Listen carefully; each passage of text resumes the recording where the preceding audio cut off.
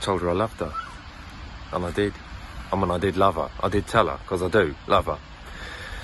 And I do too, she said. I love you. Yeah. Yeah. Yeah. What a berg. What a Captain Kirk. All I could do was stand there and say, yeah.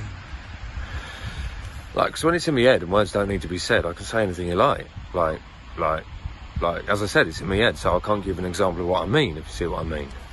But words that can be plucked and picked with ease don't sound so good when they come out your mouth, when you speak them out loud, when you're sitting on the sofa next to her and your head's getting hotter and you ain't got a lot of time to come up with a good line, to come up with a line that rhymes, because that's what she likes. Or that's what I think she likes, to hear me say things in a certain way.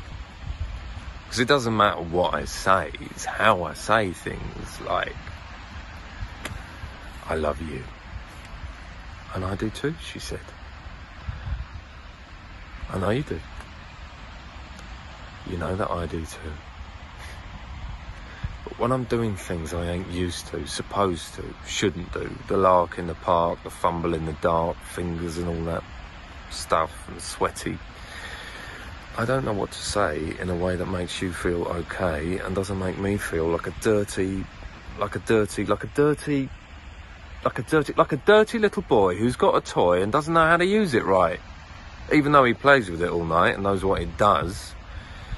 I just do it to you. I don't want to. I don't know how to stop. To say how to